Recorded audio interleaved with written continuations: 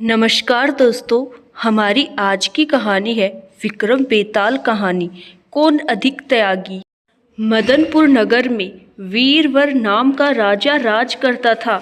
उसके राज्य में एक वैश्य था जिसका नाम हिरण्यदत्त था। उसके मदन सेना नाम की एक कन्या थी। एक दिन मदन सेना अपनी सखियों के साथ बाग में गई। वहां संयोग से सोमदत्त नामक सेठ का लड़का धर्मदत्त अपने मित्र के साथ आया हुआ था। वह मदन सेना को देखते ही उससे प्रेम करने लगा। घर लौटकर वह सारी रात उसके लिए बेचैन रहा। अगले दिन वह फिर बाग में गया। मदन सेना वहां अकेली बैठी थी। उसके पास जाकर उसने कहा, तुम मुझसे प्यार नहीं करोगी तो मैं प्राण दे दूंगा। मदन सेना ने जवाब दिया, आज से 5वें दिन मेरी शादी होने वाली है। मैं तुम्हारी नहीं हो सकती। वह बोला, मैं तुम्हारे बिना जीवित नहीं रह सकता। मदन सेना डर गई, बोली, अच्छी बात है, मेरा ब्याह हो जाने दो। मैं अपने पति के पास जाने से पहले तुमसे जरूर मिलूंगी।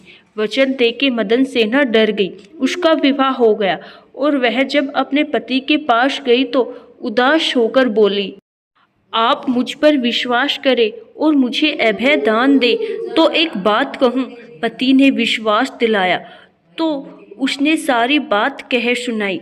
सुनकर पति ने सोचा कि यह बिना जाए मानेगी तो है नहीं, रोकना बेकार है। उसने जाने की आज्ञा दे दी। मदन सेना अच्छे अच्छे कपड़े और गहने पहनकर चली। रास्ते में उसे एक चोर मिला।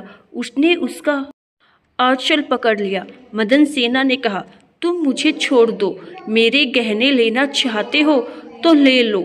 चोर बोला, मैं तो तुम्हें चाहता हूँ। मदन सेना ने उसे सारा हाल कहा। पहले मैं वहाँ हो आऊँ तब तुम्हारे पास आऊँगी। चोर ने उसे छोड़ दिया। मदन सेना धर्मदत्त के पास पहुँची। उसे देखकर वह बड़ा खुश हुआ और उसने पूछा, तुम अपने पति से बचकर कैसे आई हो? मदन सेना ने सारी बात सच सच कह दी। धर्मदत्त पर उसका बड़ा गहरा असर पड़ा। उसने उसे छोड़ दिया। फिर वह चोर के पास आई। चोर सब कुछ जानकर बड़ा प्रभावित हुआ और वह उसे घर पर छोड़ गया। इस प्रकार मदन सेना सबसे बचकर पति के पास आ गई। पति ने सारा हाल कह सुना तो बहुत प्रसन्न हुआ और उसके साथ आनंद से रहने लगा।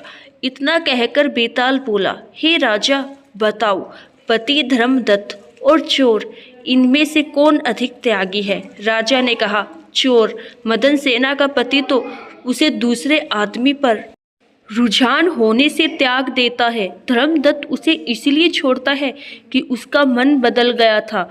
फिर उसे यह डर भी रहा होगा कि कहीं उसका पति उसे राजा से कहकर दंड न दिलवा दे। लेकिन चोर का किसी को पता न था, फिर भी उसने उसे छोड़ दिया। इसीलिए वह उन दोनों से अधिक त्यागी है।